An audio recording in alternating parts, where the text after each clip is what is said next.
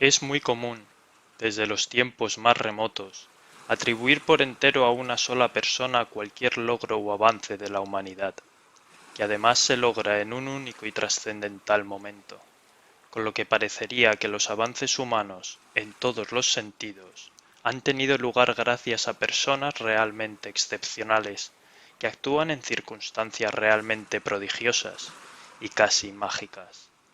Pero en cuanto se profundiza en los hechos con algún rigor, esa imagen popular se revela falsa o muy exagerada.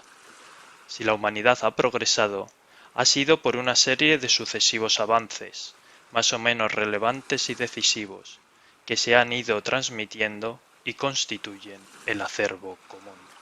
En esta serie veremos las hazañas de uno de estos hombres y su contribución extraordinaria a la historia de la humanidad y que, por desgracia, ha sido olvidado.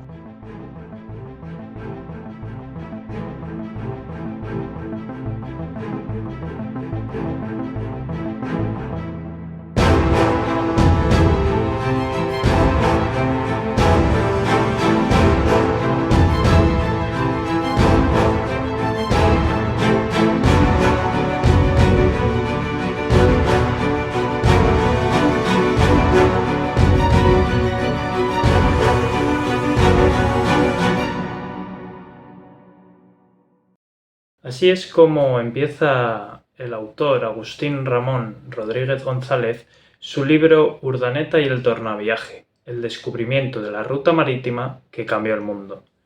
Lo que nos quiere decir es que el progreso de las sociedades, el progreso de la humanidad, no consiste en destellos de personas individuales, sino de un conjunto de hitos que se van logrando y que desembocan en la gran hazaña final o en el gran hito final. Y nosotros queremos comenzar así esta serie, haciendo un resumen de los acontecimientos previos que desembocaron en la gran hazaña de Urdaneta, que fue el descubrimiento del tornaviaje. El tornaviaje es el viaje de regreso desde Filipinas hasta América cruzando todo el Pacífico, porque los españoles sabían cómo ir de América a Filipinas y se tardaba 2 meses. Los alisios te arrastraban y era muy sencillo relativamente para lo que era la época, ¿no?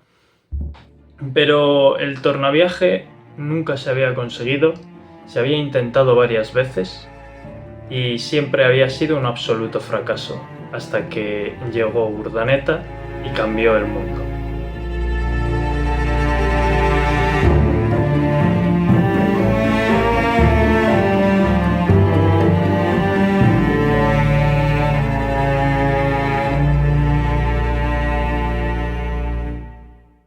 Pues venga, veamos los avances previos que desembocaron en la hazaña de Urdaneta y de muchos otros marinos que tuvieron unas vidas bastante agitadas e interesantes de la época. Lo primero sería hablar de los avances científicos y técnicos que se dieron durante la Baja Edad Media.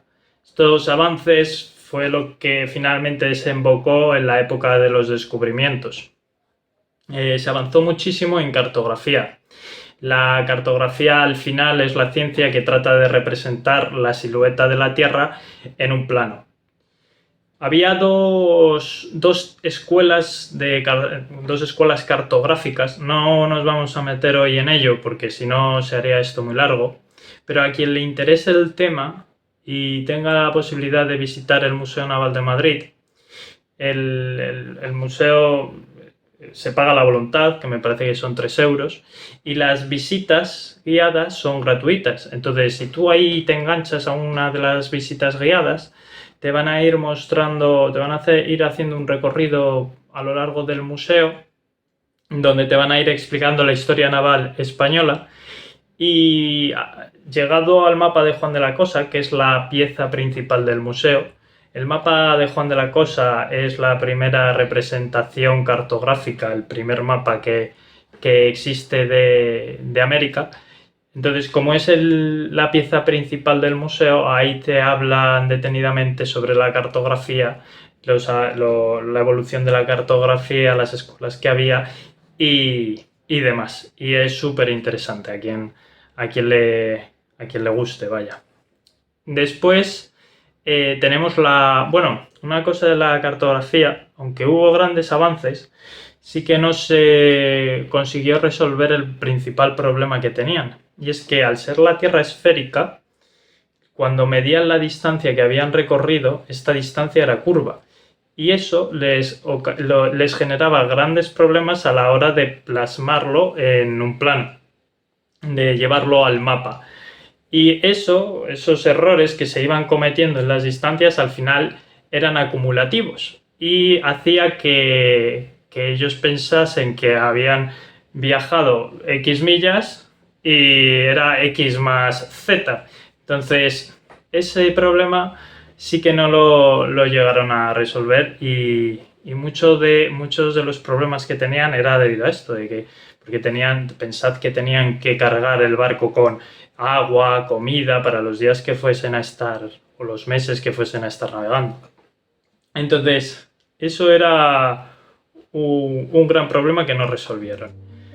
Después tenemos la brújula que viene de China. La brújula es fundamental porque te permite saber hacia qué dirección ir. Al final, si tú necesitabas ir hacia el norte, pues la brújula te indicaba hacia dónde estaba el norte. Después viene la corredera, que la corredera no era otra cosa que una cuerda muy larga a la que se la iban haciendo nudos a la misma distancia unos de otros y se terminaba la cuerda con una plancha pues cuadrada o triangular. Entonces cuando iban viajando en el barco se lanzaba esa cuerda, esa cuerda con esa plancha, se lanzaba al mar. Y en función de los nudos que iban pasando se calculaba la velocidad a la que iba el barco. De ahí viajamos a 16 nudos.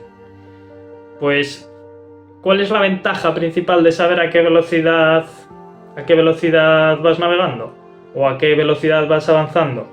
Que te permite, al final del día, calcular la distancia que has recorrido también. Y entonces esto era clave para ir sobre el mapa haciendo un trazado de puntos, ¿no? Y ver cómo ibas avanzando en tu viaje. Y por último, el GPS. El GPS no. Los avances que hubo en astronomía, que al final es el GPS de la época, porque lo que les permitía el estudio de las estrellas era situar o posicionar el barco en la Tierra. Y esto, como comprenderéis, también es muy importante y es lo que hacemos hoy con los GPS. Al final, todos estos avances es el resumen de un GPS de la antigüedad.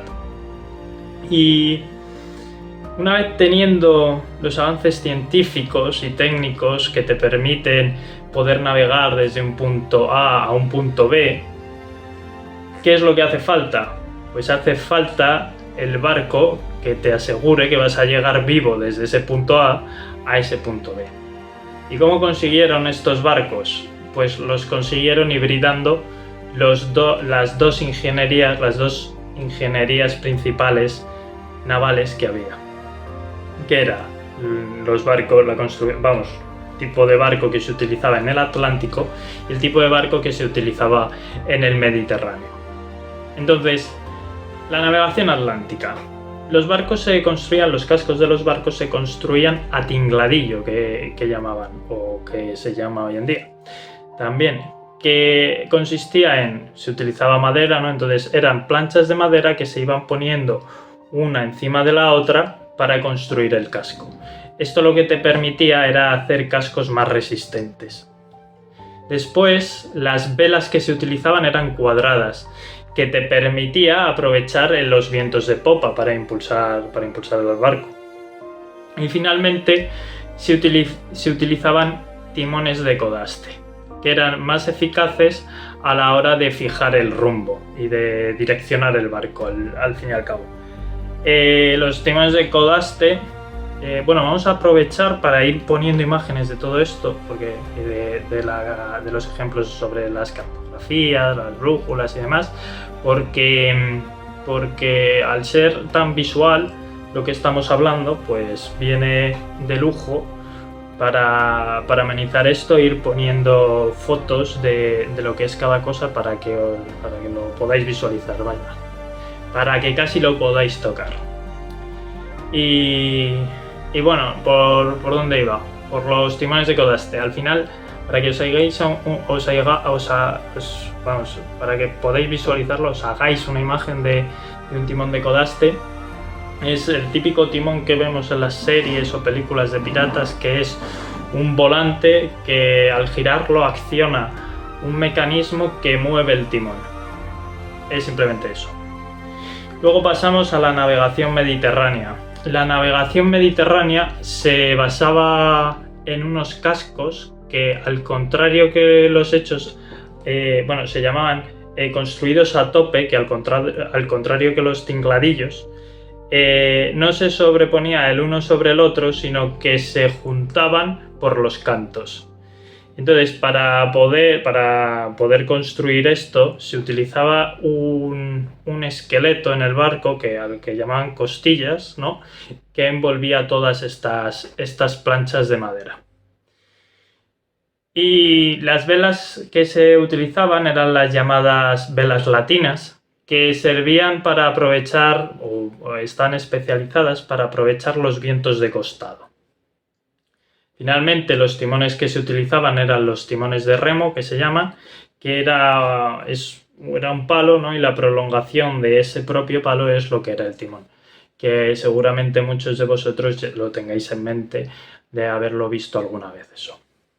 Entonces, hibridando estas dos formas de construir barcos, se llegó a un nuevo tipo de ingeniería naval, a un nuevo tipo de barco que permitía recorrer grandes distancias. La principal característica de estos barcos es que tenían una arboladura mixta.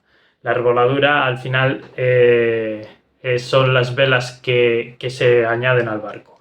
Entonces, combinaban las velas de los dos tipos de navegaciones, y por primera vez en la historia se abría la posibilidad de navegar en la dirección deseada y no en la dirección que te obligaran los vientos y las corrientes.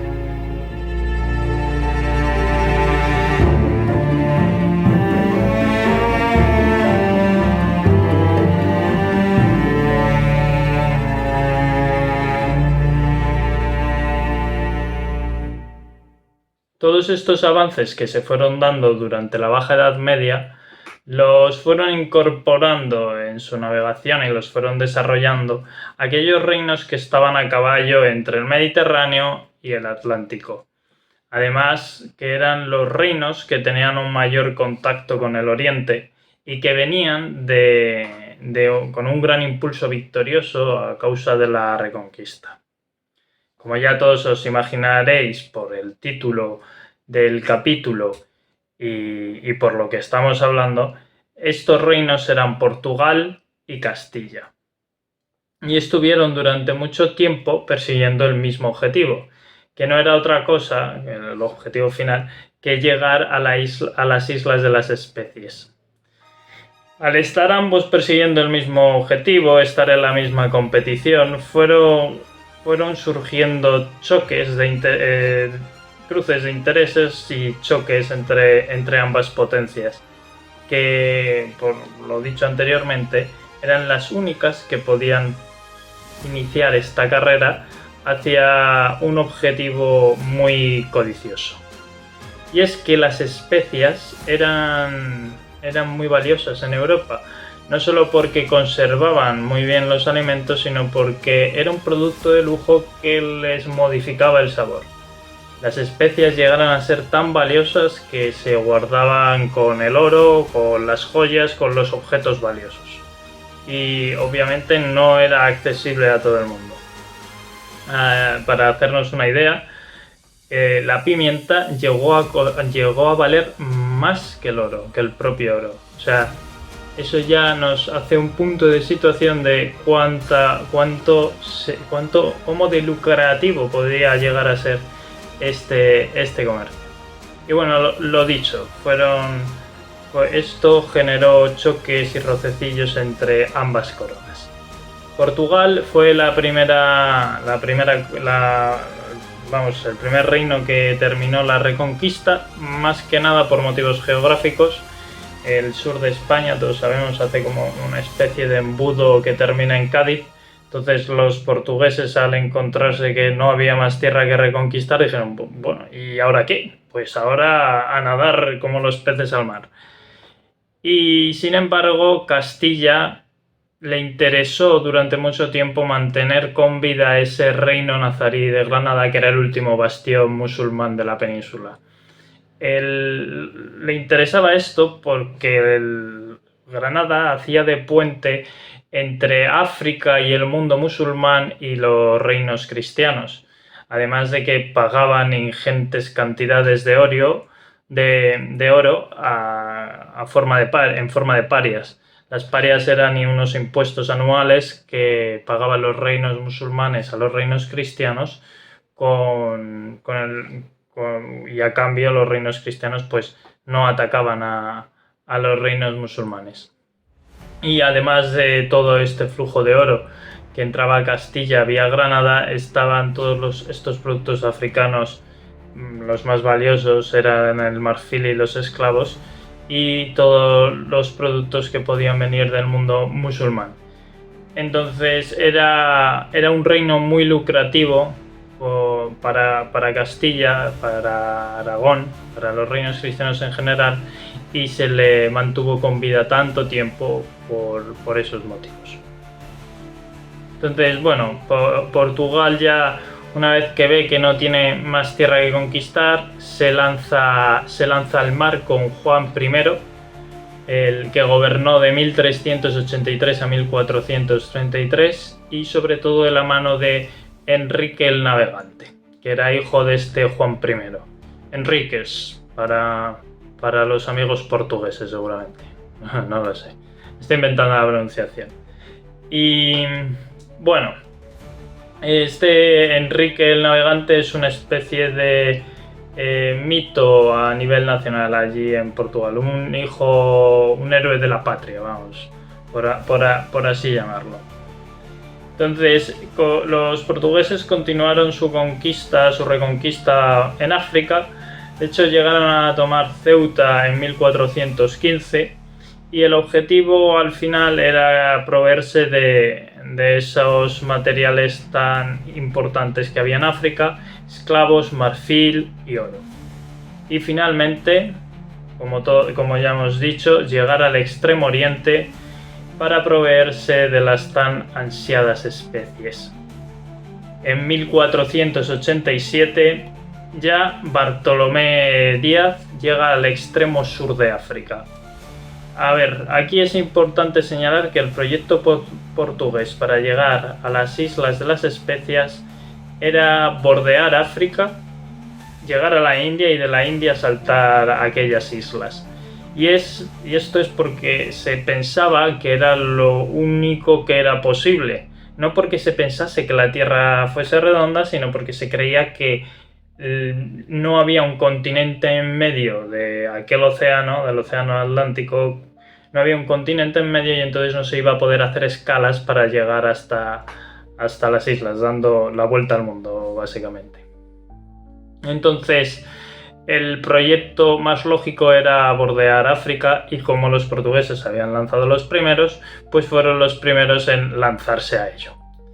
Y ya decimos, en 1487 Bartolomé Díaz llega al extremo sur de África y lo bautiza el final del todo como el Cabo de la Buena Esperanza. Luego, 11 años más tarde, en 1498, Vasco da Gama llega a la India. Y fijaos en esto, que es súper importante. 1498. América ya se había descubierto. Colón ya había realizado su primer viaje de ida y vuelta en 1492. Entonces se ve aquí que la contienda es entre estas dos, iba a decir naciones, pero no son naciones, entre estos dos reinos, ¿no? Uno ha tomado la ruta más oficial, ¿no?, más lógica, y el otro ha tenido que experimentar por haber llegado tarde justamente a estas empresas. Ha tenido que experimentar y se ha ido navegando en la dirección del sol. Y se han encontrado con algo que ellos ahora mismo piensan que son las Indias, que es la India, pero vamos, Zipango y Cathay, que era Japón y China, pero se van a llevar una sorpresita.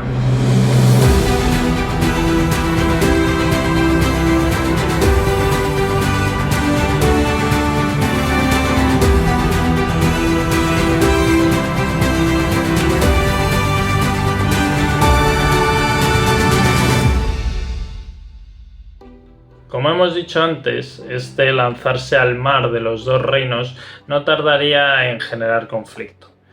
Los primeros conflictos que se vivieron fueron en las islas más próximas a Europa, los archipiélagos más próximos a Europa del Atlántico Occidental, ya que los portugueses consideraban que esos archipiélagos eran suyos por derecho al ser los primeros en haberse lanzado a la exploración del Atlántico y las costas africanas. Y mientras tanto los castellanos, aunque más tímidamente, pues se iban inmiscuyendo ahí por la zona, interfiriendo en el comercio portugués con África. Entonces ahí empezaron los primeros choques. Sin embargo, el punto de inflexión fue la guerra de sucesión que se dio en Castilla tras la muerte de Enrique IV. Enrique IV, que murió en 1474, dejó como heredera a su hija Juana. A Juana la apodaban la Beltraneja, Juana la Beltraneja, porque se decía que no era hija del rey, sino que era hija de la mano derecha del rey, que era Beltrán de las Cuevas. Y de ahí, de Beltrán, pues Juana la Beltraneja. Siempre hay que ser muy imaginativo con los nombres. Y sobre todo si son para ir a ofender. Entonces, Isabel, que luego sería Isabel I de Castilla, la que todos conocemos como la católica, que era hermana de este Enrique IV, a la muerte de este se proclamó reina, porque no aceptaba los derechos de Juana. Y esto es un punto de inflexión porque fue un problema muy gordo para Portugal. Ahora mismo había un statu quo entre los tres reinos principales de la península ibérica, que eran Portugal, Castilla y Aragón. Y había un equilibrio de poderes. Sin embargo, Isabel, que estaba prometida con Fernando, que iba a ser rey de Aragón, iba a desequilibrar esa balanza a favor de estos dos últimos reinos, de Castilla y de Aragón. Y se iba a quedar Portugal un poco al margen. Entonces esto Portugal no lo podía permitir. Y el rey de Portugal, Alfonso, se puso de parte de Juana la Beltraneja, que además estaba casada con él. Entonces, a Portugal no le quedaba otra que entrar a la guerra del lado de Juana la Beltraneja, porque además estaba jugando el unir los destinos de ambos reinos, el de Portugal y el de Castilla, que, bueno, nadie sabe lo que habría pasado. Pero hubiese sido una historia totalmente distinta si Castilla, en vez de unirse con Aragón, se hubiese unido con Portugal. Pero bueno, eso ya son pajas mentales, ¿no? Como aquel que dice. Al final, este conflicto, como se resolvió, fue en la famosa paz de Alcanzobas. Alcanzobas en portugués, supongo. Vamos, que es una localidad de allí, de Portugal, que se firmó en 1479. Se resolvieron algunos de los conflictos algunas de las causas que estaban generando conflicto entre ambos reinos. Pero sin lugar a dudas, la mayor beneficiada fue Isabel, que ganó un reino para ella. De todas formas, los portugueses supieron rascar bastante bien. Entonces, Ambas coronas, lo que se resolvió así principalmente en el tratado fue que ambas coronas renunciaban a cualquier derecho sobre la corona, sobre la otra corona. Es decir, el rey de Portugal renunciaba a sus derechos sobre la corona de Castilla y la reina de Castilla renunciaba a cualquier derecho que pudiese tener sobre la corona de Portugal. Hay que recordar que estaban emparentados, ambas dinastías, ¿no? Ambos reyes. De hecho, Alfonso de Portugal, si no recuerdo mal, era el tío de Juana la Beltraneja, que Juana la Beltraneja era hija del hermano de Isabel, es decir, Isabel también era tía de Juana la Beltraneja. Entonces ahí esos líos que había endogámicos para preservar el poder, pues entonces eso les daba derecho sobre distintas coronas y entonces aquí se acaba con eso de raíz. Luego, Castilla reconoce la soberanía de Portugal en Azores, Madeira, Flores, Cabo Verde, Guinea y las pretensiones sobre el reino de Fez que tenían los portugueses. El reino de Fez es el actual Marruecos. Recordad que ya en 1415 los portugueses habían tomado Ceuta, es decir, y esto se está firmando en 1479, viene de largo, o sea, esas pretensiones vienen de largas. Y una cosa que sí que rascó Castilla es que se reconoció su soberanía sobre las Islas Canarias, que estaban en disputa con los portugueses, llevaban en disputa con los portugueses sobre esas islas durante mucho tiempo. Y bueno, esto lo que hizo fue apaciguar un poco los ánimos, pero no acabarían las disputas entre ambos reinos y además iban a estar siempre con la mosca detrás de la oreja sin fiarse uno del otro mucho.